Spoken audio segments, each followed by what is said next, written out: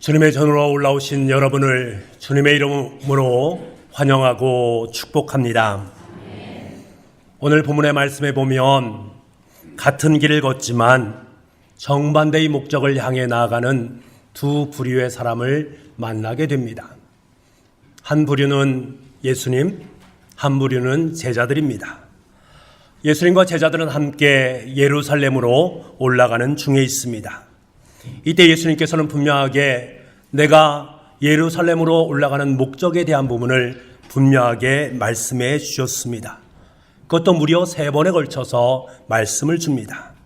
하지만 야고보와 요한은 결의에 찬 표정으로 예수님께서 예루살렘 왕궁을 접수하신다면 자신들을 왕의 좌우편에 앉게 해 주십시오 라고 말합니다. 한마디로 좌의정과 우의정 자리에 자신들을 세워달라는 일종의 정치적인 청탁을 하는 것이지요. 옆에서 이 말을 듣고 있는 제자들은 기가 막힙니다. 그래서 몹시 화를 내고 있습니다. 같은 본문에 말씀하고 있는 마태복음에서는 한술 더 떠서 야고보와 요한의 어머니의 치맛바람을 이용한 청탁이었다라고 말을 하고 있습니다. 게다가 제자들 사이에는 누가 더 큰 것인가, 누가 넘버원이고 누가 넘버2인가에 대한 격렬한 서열 논쟁을 벌이고 있다라고 말씀하고 있습니다. 그런데 여러분, 이들이 이러한 일을 벌일 때의 상황은 어떤 상황입니까? 어느 때 이런 일이 벌어진 것입니까? 이때는 바로 예수님께서 이번 여행의 목적이 매맞음과 조롱과 십자가의 죽음이다라는 사실을 분명하게 말씀하고 난 직후였습니다. 그것도 무려 3번에 걸쳐서 말씀하신 직후였습니다.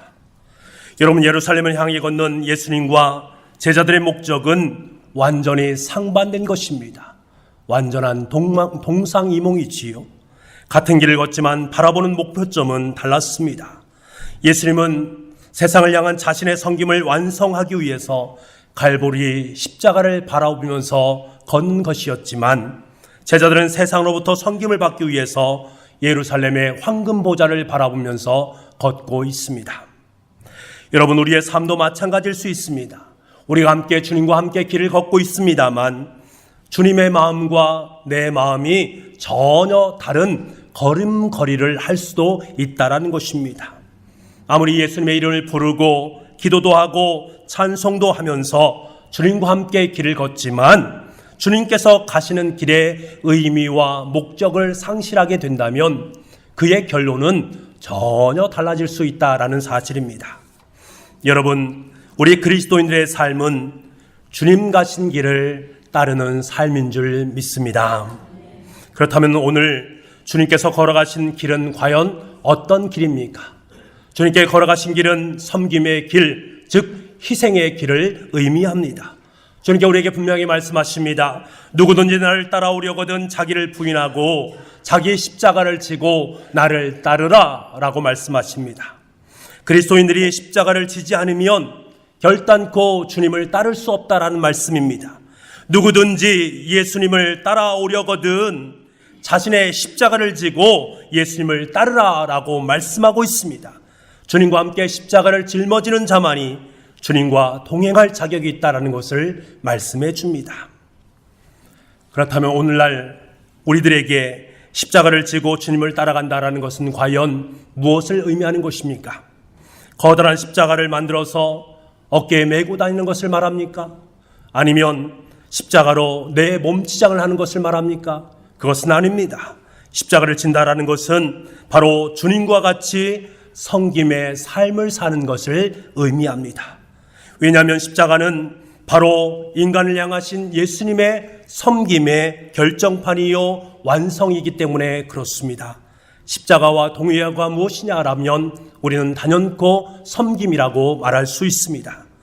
그러므로 오늘날 우리가 반드시 회복되어야 될 인생의 목적은 바로 십자가 속에 감춰져 있는 섬김의 삶인 줄 믿습니다. 여러분, 예수님께서는 자신의 이 땅에 오신 이유에 대해서 우리에게 분명하게 말씀해 주십니다. 45절 말씀에 분명하게 말씀해 주셨는데요, 우리 45절 말씀을 함께 읽겠습니다. 45절입니다. 시작. 도리어 섬기려 하고 자기의 목숨을 많은 사람의 대속물로 주려 함이니라. 아멘. 예수님께서 이 땅에 오신 이유는 섬김을 받기 위함이 아니라 섬기기 위해서 오셨다. 주님께서 오심은 바로 섬김에 있다라는 말씀을 분명하게 말씀해 주고 있습니다. 이러면 섬긴다라는 이 말은 원래 식탁에서 시중을 드는 것을 의미합니다. 시중 드는 사람은 식탁에 앉은 사람이 원하는 것을 알아서 채워주어야만 합니다. 이렇게 시중 주는 목적이 과연 무엇입니까? 무엇을 위해서 시중을 듭니까? 많은 팁을 받기 위해서요? 물론 오늘날 식당에서는 많은 팁을 받기 위해서 열심히 최선을 다해서 시중을 듭니다만 예수님 당시에는 전혀 그렇지 않았다라는 거예요. 예수님 당시에는 이 시중 드는 사람들이 바로 노예를 의미합니다. 이들은 시중을 들면서 무슨 대가를 전혀 바라지 않습니다. 아무 대가 없이 그저 상대방을 위해서 그 사람의 곁에 있어주면서 그 사람의 필요를 채워주는 것입니다. 이것이 바로 예수님께서 말씀하신 섬김입니다. 예수님께서도 아무런 대가 없이 우리들을 사랑하셔서 우리들 곁에서 우리의 필요를 채워주시면서 날마다 우리와 동행하시는 섬김의 삶을 살아가신 줄 믿습니다. 그렇다면 여러분, 예수님께서 섬김의 삶을 사셨던 그 본질적인 동인이 과연 어디에 있는가? 그것은 바로 겸손의 마음입니다. 겸손의 마음이 없으면 우리는 섬김의 삶을 살 수가 없습니다. 여러분, 겸손이 무엇입니까? 겸손은 자신의 지위나 실력이나 권세를 내세우는 것이 아닙니다. 그것을 자랑하는 것이 아닙니다. 다른 사람의 가치를 있는 그대로 인정하고 다른 사람을 받아들이는 태도가 바로 이 겸손입니다. 지금 내 앞에 서 있는 사람이 어떤 사람인가 구별하지 않습니다. 가치 있는 사람인가, 가치 없는 사람인가, VIP인가, 그렇지 않으면 보잘것없는 사람인가, 구중궁궐을 소유한 사람인가, 아니면 아무것도 없는 거지와도 같은 존재인가, 이런 것으로 바라보지 않는 것입니다. 그 사람 있는 그대로 인정해주고 마음속으로 받아들이는 것을 의미합니다. 그 마음이 밖으로 표출되는 것이 바로 섬김입니다. 이제 예수님은 공생의 활동을 마감하고 며칠 있으면 십자가에 못 박혀 돌아가시게 됩니다. 하지만 제자들은 여전히 자신들이 자리 싸움에만 연연하고 있습니다. 예수님 입장에서는 얼마나 안타깝겠습니까? 답답하겠습니까? 하지만 답답함을 뒤로 하고 제자들의 이러한 모습들을 그대로 인정해 주고 있습니다. 사실은요, 제자들이 3년 동안 예수님과 함께 공생의 활동을 하면서 그들은 예수님의 겸손을 잘 배웠습니다. 그러면 어느 정도 이제 그들 또한 겸손한 삶을 살아가야 되지 않겠습니까? 서당계 3년이면 풍월이라도 읊어야 되는데 이들의 모습을 보게 되면 겸손을 찾아보기가 쉽지가 않습니다. 여전히 겸손이 무엇인지를 깨닫지 못하고 있는 제자들의 모습입니다. 이에 대해서 주님께서는 제자들을 택하기보다는 그들에게 더욱더 귀한 겸손의 모습을 보이십니다. 얼마나 귀한 겸손의 모습인가를 우리가 볼 수 있는 것이지요. 여러분, 어떻게 주님께서 끝까지 이 겸손의 자리에 설 수 있었던 것일까? 그것은 바로 주님의 마음이 낮은 곳에 머물러 있었기 때문입니다. 낮은 마음을 소유하신 주님은 그 낮은 곳에서 모든 이들을 바라볼 수가 있었습니다. 낮은 곳에서 모든 이들을 바라보니까 그 모든 이들 속에 있는 아픔을 보기 시작합니다. 슬픔을 보기 시작합니다. 그들의 눈물을 깨닫기 시작합니다. 그래서 그의 모든 것에 함께 동참하실 수 있었습니다. 그래서 겸손의 원래 있듯이 마음이 낮은 상태를 의미합니다. 마음이 낮아진 그 상태, 바로 그것이 겸손이란 말입니다. 예수님은 이 땅에 오시면서부터 낮은 마음을 소유하셨습니다. 늘 낮은 마음, 낮은 자리, 겸손의 자리 가운데 계셨습니다. 가장 천한 구유에서 나셨습니다. 홀대받고 천시받던 갈릴리 지방에서 공생의 활동을 시작하셨습니다. 공생의 기간 동안에 가장 낮고 천한 친구들과 함께 더불어서 교제를 나누셨습니다. 그리고 마지막에 가장 천한 사람들만이 가질 수밖에 없는 형량에 해당되는 십자가에 못 박혀 돌아가셨습니다. 처음부터 시작해서 마지막 인생이 다하는 그날까지 예수님이 거하셨던 장소는 바로 낮은 곳이었습니다. 여러분, 그런데 참으로 놀라운 사실은 예수님의 낮은 마음이 머무는 그곳은 어디에나 예수님의 섬김과 사랑, 그리고 예수님의 치유의 역사가 있었다라는 그 사실입니다. 예수님께서 낮은 마음으로 머물렀던 그곳에는 사람들 마음속에 참된 치유와 기적의 역사가 일상이 되었다라는 사실, 이것이 너무나도 중요합니다. 우리는 이 사실을 요한복음 9장에 나오는 맹인의 이야기를 통해서 알 수가 있습니다. 나면서 맹인된 사람은 예수님과의 만남을 통해서 기적의 역사를 맛보게 되지요. 그래서 눈을 뜨게 됩니다. 그런데 보통 예수님께서 치유하시는 데 있어서는 말씀으로 치유하시고 만져주심으로 치유가 되지 않습니까? 그런데 유독 이 맹인에게는 실로암 못에 가서 씻으라, 실로암 못에 가서 씻으라라고 말씀하십니다. 왜 예수님께서는 이 맹인을 즉각적으로 치유하지 않으시고 그에게 이런 명령을 내리셨을까? 예루살렘 동문 밖 기드론 골짜기에는 기온이라는 샘이 있습니다. 이 샘을 통해서 수로를 따라서 물이 흘러내리다가 마지막으로 모이는 장소가 실로암 연못이었습니다. 물은요, 높은 곳에서 낮은 곳으로 흘러가지 않습니까? 이것은 무엇을 말합니까? 실로암 못은 예루살렘에서 가장 낮은 곳을 의미하는 것입니다. 이런 맹인으로 실로암 못에 내려가서 씻는다, 쉬운 일이겠습니까? 잘 보이지 않는 눈으로 험한 길을 굽이굽이 내려가서 그곳에서 씻는다, 쉽지 않습니다. 여러분 생각해 보십시오. 잘못하면 돌에 걸려서 넘어질 수도 있습니다. 죄로 인해서 앞을 보지 못하는 그를 옆에서 돕는 사람이 없습니다. 많은 사람들은 그가 죄인이기 때문에 그를 붙잡고 그를 안내하고 인도하게 되면 죄가 나에게 전가된다라고 생각했습니다. 그렇기 때문에 그를 도와줄 사람은 아무도 없었습니다. 여러분, 전능하신 예수님께서 바로 고쳐주시면 되는데 왜 구태여 이렇게 하셨을까? 예수님께 너무나도 짓궂은 분처럼 여겨지지 않습니까? 하지만 여러분, 여기에 참으로 중요한 의미가 내포되어져 있다는 사실입니다. 실로암은 예루살렘에서 가장 낮은 곳에 위치해 있습니다. 예루살렘에서 가장 낮은 위치에 있던 사람은 바로 가장 낮은 취급을 받던 맹인이었습니다. 가장 낮은 곳에 가장 낮은 취급을 받고 있는 맹인이 서 있습니다. 그리고 맹인은 눈을 씻기 위해서 무릎을 꿇어야만 했습니다. 여러분, 이것은 무엇을 말합니까? 가장 낮은 마음을 나타내는 것입니다. 그가 가장 낮은 마음이 머무는 그 실로암 못가에서 그에게 어떠한 일이 일어났습니까? 맹인은 비로소 주님의 낮은 마음을 만나게 됩니다. 주님의 낮은 마음을 만나게 되니까 그에게 놀라운 기적의 역사가 일어나기 시작합니다. 치유의 기적을 맛보게 됩니다. 요한복음 9장 7절 말씀에 이에 가서 씻고 밝은 눈으로 왔더라라고 말씀하고 있습니다.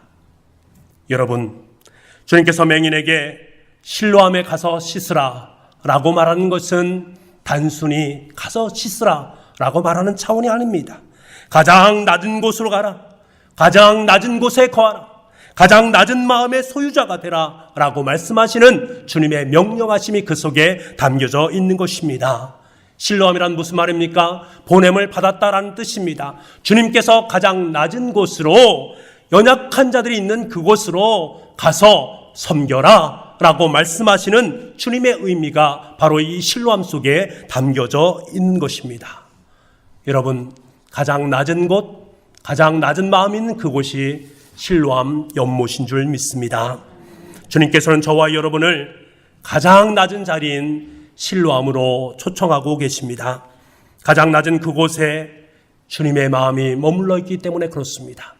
우리가 가장 낮은 그곳으로 내려갔을 때 비로소 참된 주님의 섬김을 만날 수 있고 비로소 그곳에서 참된 주님의 마음을 경험할 수 있습니다. 주님께 나를 얼마나 사랑하시고 아껴주시는지 그 긍휼의 마음을 비로소 만나게 되는 것입니다. 그렇다면 사랑하는 성도 여러분, 지금 여러분의 자리는 과연 어디입니까? 실로암처럼 낮은 곳에 머물러 있습니까? 아니면 여전히 실로암으로 내려가라라고 주님께서는 말씀하심에도 불구하고 여전히 나는 예루살렘 이곳이 좋습니다 라고 여기면서 예루살렘에 머물러 있습니까? 과연 여러분 과연 어디에 계십니까? 제가 아버지 학교를 수료를 했습니다. 아버지 학교에 가면 제일 마지막 시간에 하는 참 귀중한 의식이 하나 있지요. 그것은 바로 세례식입니다. 남편이 아내의 발을 닦아주는 세족식. 남편들이 아내의 발을 닦기 위해서는 반드시 해야 될 것이 있습니다. 서서는 아내의 발을 닦아줄 수 없어요. 무릎을 꿇어야만 합니다. 그리고 아내의 발을 닦아줘야 됩니다. 그리고 찬찬히 아내의 발을 깨끗하게 정성스럽게 닦아주고 또 수건으로 닦아주는 일을 하지요. 저도 이 의식에 참석했습니다.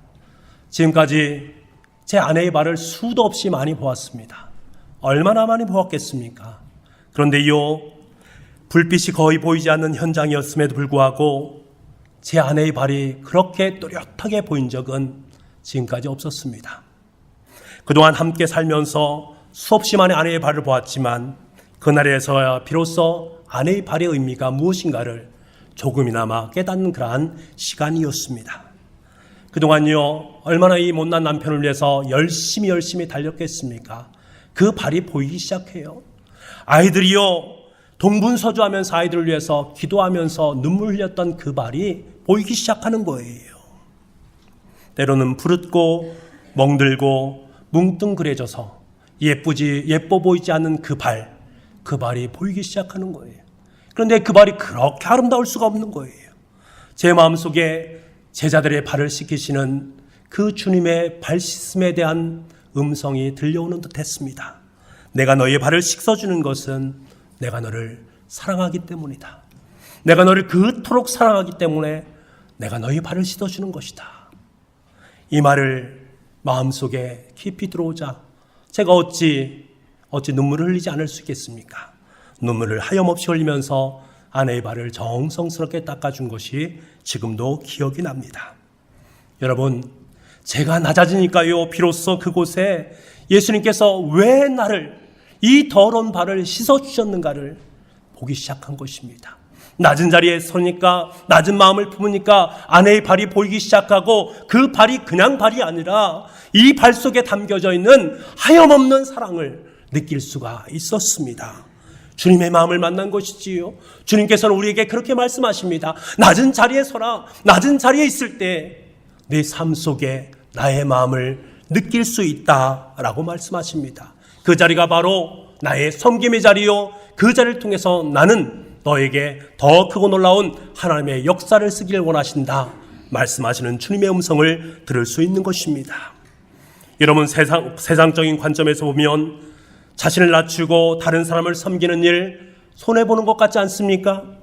하지만 하나님의 관점에서 보면 자신을 높이고 섬김을 받으려는 태도가 오히려 손해보는 일이다라고 말씀하고 있습니다. 주님께 우리에게 말씀하십니다. 주는 것이 받는 것보다 복이 있다. 섬김을 받는 것보다 섬기는 사람이 복이 있다라고 말씀하고 계십니다. 영적인 차원에서 보면 내 손에 움켜쥐고 있는 것들은 실은 다 잃어버린 것들입니다. 하나님의 뜻을 위해서 움켜쥔 그것을 내 손으로 다른 사람에게 나눌 때에는 그 모든 것을 실은 얻은 것이나 마찬가지입니다. 여러분, 섬김의 삶을 살기를 원하십니까? 실로함으로 보내시는 주님의 명령에 순종할 수 있는 저와 여러분이 될 수 있기를 원합니다. 자신을 낮추시고 다른 사람을 높이십시오. 내 손에 움켜진 것이 있다면 하나님을 위해서, 다른 사람을 위해서 두 손을 펼 수 있기를 원합니다. 그때 그 속에 하나님의 위대한 치유의 역사와 하나님의 은혜가 가득 채워질 줄 믿습니다. 그렇다면 여러분, 어떻게 이것이 가능한가? 여러분 생각해 보십시오. 어떻게 연약한 우리가 가장 낮은 자리로 내려갈 수 있겠으며 그 자리에서 늘상 낮은 마음, 겸손한 마음을 품고 매일매일 삶을 살아갈 수 있는가? 우리는 한 번 정도, 아니 몇 번 정도는 낮은 마음을 품을 수 있고 다른 사람을 위해서 겸손한 삶을 살아갈 수 있습니다. 하지만 늘상 항상 낮은 마음과 겸손한 마음을 품기는 너무나도 어렵습니다. 그것을 행할 수 있는 능이 과연 어디로부터 오는 것인가? 저는 이 비밀을 주님께서 우리를 향해 선포하신 하나님의 아들이라는 이 위대한 선포 속에 담겨져 있음을 깨닫게 되었습니다. 우리 스스로가 하나님의 아들을 내 삶이 내가 하나님의 아들이요 하나님의 딸이다라는 사실을 깊이 자각하는 순간에 우리는 예수님의 섬김의 삶을 살 수가 있습니다. 그때 비로소 우리의 섬김은 세상을 향해서 흘러가게 되어 있습니다. 왜 그럴까? 여기서 말하는 아들이란 말, 이 휘오스라는 말 속에는 하나님의 아들의 존엄과 영광과 아들의 신분이 고스란히 다 담겨져 있기 때문에 그렇습니다. 다시 말하면 우리를 하나님의 아들이다, 딸이다 라고 칭해 주시는 것은 하나님의 존엄과 영광과 그분의 신분, 그 모든 것을 우리의 삶 가운데 덧입혀 주는 것을 의미합니다. 그러므로 말미암아 나는 하나님의 존엄도 갖고 하나님의 영광을 소유하고 하나님의 자녀라는 신분을 가지면서 이 땅의 삶을 살게 되었다라는 거예요. 그래서 내 존재가 얼마나 귀중하고 존귀한 존재냐라는 것을 말씀해 주고 있습니다. 성경을 보십시오. 성경 속에는 우리가 얼마나 귀한 존재인가를 계속해서 말씀해 주고 있습니다. 말라기에 보면 우리를 특별한 소유다라고 말씀하십니다. 우리를 보석이다라고 말씀하고 계신 거예요. 이사야 선지자를 보십시오. 내가 내 눈에 보배롭고 존귀하며 내가 너를 사랑하였은즉 이라고 말씀하고 계십니다. 하나님께서 우리를 보배롭고 존귀하고 사랑스러운 존재로 삼아 주셨다라고 말씀하십니다. 시편에서 보게 되면 우리를 존귀한 자들이라고 부르고 있습니다. 나의 모든 즐거움이 존귀한 자들 너희들에게 있다라고 말씀하고 계십니다. 디모데후서에서는 귀 쓰는 그릇으로 우리를 삼았다라고 말씀하십니다. 여러분, 온통 성경에 보게 되면 하나님의 눈으로는 우리가 하나님의 아들, 즉 휘오스가 되는 거예요. 그 휘오스로서의 아들은 얼마나 귀하고 얼마나 존귀하고 얼마나 복스러운 존재냐라는 것입니다. 그 모든 의미가 그 아들이란 단어 속에 함축되어져 있습니다. 게다가 요한계시록 3장 21절 말씀에 보면 우리가 하나님과 함께 그의 보좌에 앉을 것이다 라고 말씀하십니다. 우리처럼 연약하고 부족한 우리지만 하나님께서 우리를 하나님의 아들로 격상시켜 주심으로 말미암아 하나님과 함께하는 보좌에 앉을 수 있는 특권을 저와 여러분에게 허락해 주셨다라고 약속하고 계십니다. 여러분, 하나님의 아들이 그 속에 담겨진 의미가 이렇습니다. 우리가 단 한 번만이라도 하나님의 아들이라는 이 선언 속에 담겨져 있는 이 말씀을 진지하게 묵상해 보는 것이 너무나도 필요합니다. 여러분, 단 한 번만이라도 여러분의 인생 속에서 나는 하나님의 아들이다, 나는 하나님의 딸이다, 이 사실 가슴 깊이 각인하면서 나를 그렇게 존중해주고 나를 사랑해주고 나를 위해서 자기 자식을 십자가에 못 박혀 죽이시면서까지 사랑하신 그 사랑의 깊이에 침잠되신 적이 있습니까? 하나님의 아들이란 그 거룩한 하나님의 말씀 앞에 너무나 감격해서 하나님, 제가 어찌 하나님의 아들이 될 수 있습니까? 제가 어찌 부족한 죄인이 하나님의 아들이 될 수 있습니까? 눈물을 흘리면서 하나님 앞에 감사해 본 적이 여러분이 있습니까? 하나님께서는 저와 여러분 하나님의 아들과 딸로 삼아주시면서 자신의 모든 것들을 우리에게 상속해 주셨습니다. 하나님의 존엄, 하나님의 영광, 하나님의 신분, 그 모든 것을 우리의 삶의 자리 속에 덧입혀 주셨습니다. 우리는 그것을 받은 사람입니다. 우리의 마음이 그렇게 부유한 마음 아닙니까? 하나님의 모든 것을 다 받은 마음, 이 부유한 마음을 내가 삶을 통해서 살고 있지 않습니까? 그런데 왜 우리는 그렇게 째째한 인생을 살아가는 것입니까? 세상의 것들에 전전긍긍하면서 이것을 잃으면 모든 것을 잃는 것처럼 여기는 우리의 모난 모습입니까? 여러분, 우리는 하나님의 모든 것을 품은 주님의 자녀들인 줄 믿습니다. 이 사실을 고백한다면 우리 인생 속에 있는 부유함은 그 자리에 머물 수 있는 것이 아닙니다. 이 부유함은 반드시 흘러가게 되어 있습니다. 여러분의 삶을 통해서 흘러가게 되고, 여러분의 가정 속에 흘러가게 되고, 우리 교회 속으로 흘러가게 되고, 이 사회 속으로 흘러가게 되어 있습니다. 무엇을 통해서 흘러갈 수 있을까? 여러분, 한 걸음 한 걸음 속에 배어있는 섬김의 발자국을 통해서 그 모든 것이 흘러가게 되어 있습니다. 여러분의 섬김의 발자국을 통해서 하나님의 부유함이 흘러가게 되어 있습니다. 저는 가슴을 설레게 하는 말씀이 성경 말씀 중에 참 많이 있습니다. 그럼에도 불구하고 시편 37편 23절의 말씀, 저는 이 말씀을 너무나 사랑하고 이 말씀 때문에 저는 늘 가슴속에 그 귀한 하나님의 은혜가 가득 채워지는 것을 경험하게 됩니다. 그 말씀입니다. 여호와께서 사람의 걸음을 청하시고 그의 길을 기뻐하시나니. 여러분 매일 걷고 있는 한 걸음 한 걸음 속에 주님께서 흘러넘치는 그 주님의 섬김의 모습이 내 삶 속에 흘러들어와서 그 삶이 내 발걸음을 통해서 세상 속으로 흘러가게 되어진다라는 것을 이처럼 아름답게 표현한 것을 저는 보지 못했습니다. 하나님께서 우리의 걸음을 정하셨다라고 말씀하십니다. 정했다라는 이 말은 옳다, 참되다라는 말입니다. 다시 말하면 옳은 길, 참된 길, 진리의 길로 저와 여러분을 인도하신다라는 거예요. 그리고 그 걸어가는 발걸음을 주님께서는 너무나도 기뻐하신다라고 말씀하고 계십니다. 여러분 생각해 보십시오. 여러분의 자녀가 있지 않습니까? 자녀가 어렸을 때에 첫 발을 내디딜 때의 그 감격을 여러분 기억하십시오. 기억나십니까? 저는 너무나도 기억납니다. 그때 얼마나 기쁘고 얼마나 감격했는지요. 소리를 치면서 내 아들이 첫 발을 내디뎠다라고 환호성을 질렀던 것이 지금도 생생합니다. 그 한 걸음이 얼마나 크게 저에게 다가왔는지 모르겠습니다. 마찬가지 모습이라는 것입니다. 하나님께서 저와 여러분이 걷는 한 걸음 한 걸음을 너무나도 기뻐하신다라는 거예요. 왜? 하나님의 자녀들이 걷는 사랑의 걸음이기 때문에 그렇습니다. 그런데 문제는 늘상 우리의 걸음이 옳은 곳만 다니면 얼마나 좋겠습니까만 그렇지 못하다는 거예요. 주님께서 명령하신 길을 포기하고 세상을 추구하는 길, 요나의 길로 들어서기도 합니다. 그런 못난 걸음이 우리의 걸음입니다. 하지만 주님께서는 그러한 우리를 친히 자신의 십자가를 짊어지시면서 우리의 곁으로 다가오십니다. 그리고 자신이 짊어진 한쪽 끝에 우리를 세우십니다. 그러면서 말씀하십니다. 우리 함께 십자가의 길을 걸어가자 라고 말씀하십니다.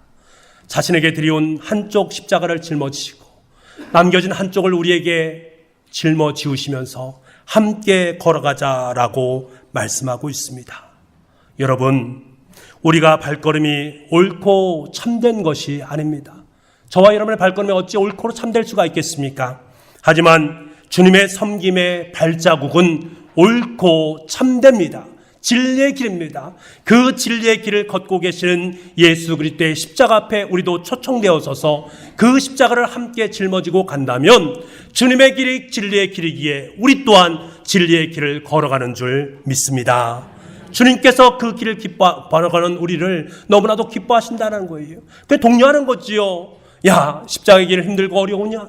그러나 내가 너와 함께하고 있다는 것을 알지 않느냐?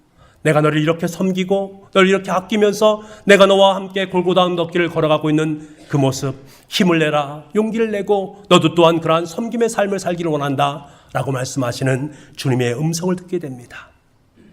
아까 말씀드린 시편 37편의 고백은 다윗의 입술을 통해서 들려온 하나님의 말씀입니다.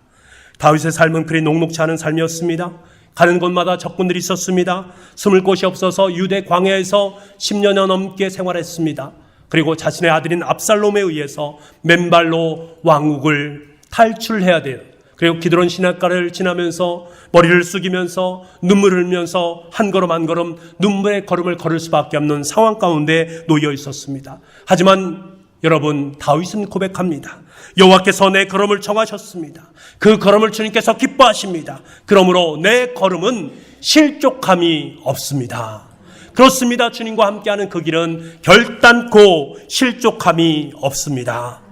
우리가 내딛는 한 걸음 한 걸음 속에는 이미 하나님께서 베풀어 주신 십자가의 겸손이, 그 사랑이, 그 자비로움이, 우리를 향한 소망과 기쁨이 고스란히 배어있다라는 사실을 꼭 기억할 수 있기를 원합니다. 여러분의 발걸음에만 이런 의미가 담겨져 있습니까? 아닙니다. 여러분이 바라보는 눈길에, 여러분이 닿는 손길에 이러한 의미들이 다 담겨져 있습니다. 그렇다면 여러분의 눈길이 닿는 그곳에, 여러분의 손길이 닿는 그곳에, 여러분의 발길이 머무는 그곳에 주님의 사랑이, 주님의 것들이 아름답게 표현되어져야 되지 않겠습니까? 그 표현되는 것들이 바로 섬김입니다. 사랑하는 북부가족 여러분, 우리는 섬겨야 합니다. 우리는 섬김이 필요한 그곳으로 달려갈 수 있어야 됩니다. 하나님께서 원하시는 실로암 목가로 내려갈 수 있는 저와 여러분이 될 수 있기를 원합니다. 금년 추수감사주일은 11월 6일에 있습니다. 이때 저는 특별히 섬김의 행사를 갖기를 원합니다. 다른 것이 아니라 사천동과 이 율량동에 기거하고 있는 소녀, 소년 가장들, 그리고 조선 가정을 알아보니까 한 50명이 넘는다고 말합니다. 그들의 마음속에 있는 낮아진 그 마음, 주님께는 그들을 바라보게 하셨고 또 그들에게 낮은 마음, 그들을 섬기라고 말씀하시는 하나님의 음성을 들을 수 있었습니다. 우리에게는 이들을 섬겨야 되는 이유가 있습니다. 왜냐하면 그곳에 주님의 섬김이 있고 그들 곳에 주님의 마음이 있기 때문에 그렇습니다. 연약한 자를 돌보시고 그들 위해서 하염없이 눈물을 흘려주신 주님의 눈물이 그 속에 있기 때문에 그렇습니다. 그래서 아마 다음 주부터 신청을 받게 될 것입니다. 박스 하나를 여러분께 나눠줄 거예요. 그리고 여러분들은 소녀 가장들, 그리고 조선 가정에 속한 자녀들을 보면서 이 박스 속에 무엇을 채울까? 이들에게 가장 귀하고 가장 아름답게 쓰일 것이 과연 무엇일까? 기도하면서 하나하나를 담게 될 것입니다. 그리고 그 박스를 밴딩을 해서 추수감사주일날 앞에 함께 모아놓고 그리고 추수할 곡식들도 함께 모아서 주님 앞에 예배드릴 것입니다. 그리고 우리는 결단할 것입니다. 하나님, 낮은 자의 마음속에 기거하는 교회가 되겠습니다. 하나님의 귀한 마음이 머무는 아름다운 교회가 되겠습니다. 늘상 내 삶 속에 주님의 사랑이 머물고 주님의 마음이 머물고 주님의 은혜가 차고 넘치는 그곳을 향해서 한 걸음 한 걸음 내딛겠습니다. 귀한 고백을 함께 나눌 것입니다. 사랑하는 북부가족 여러분, 우리 함께 섬기며 살도록 합시다. 실로암으로 우리를 파송하시는 주님의 그 마음을 깨닫고 실로암으로 내려가서 주님의 섬김의 마음, 낮은 마음을 맛볼 수 있기를 원합니다. 그 속에 놀라운 치유의 기적이 있음을 확신합니다. 그 속에 하나님의 거룩한 은혜가 저와 여러분의 삶 가운데 흘러넘칠 수 있기를 간절히 소망합니다. 기도하겠습니다. 하나님 아버지, 예수님이 이 땅에 보내주셔서 낮은 자리에 머무시면서 섬김의 참된 본을 보여주셔서 너무나 감사드립니다. 저희들 주님께서 말씀하신 섬김의 장소인 실로암으로 내려가겠습니다. 주님을 섬기는 마음으로 모든 사람들을 섬길 수 있는 우리가 될 수 있도록 주님 은총 허락하여 주옵소서. 주님께서 우리의 눈길에, 우리의 마음에, 우리의 손길에, 우리의 발길에 아름다운 섬김의 기름을 부어 주시옵소서. 말씀하여 주시옵소서. 저희를 사용하여 주시옵소서. 우리 교회를 마음껏 주님의 손으로 섬김의 도구로 사용하여 주시옵소서. 모든 말씀을 예수님의 이름으로 기도드립니다. 아멘.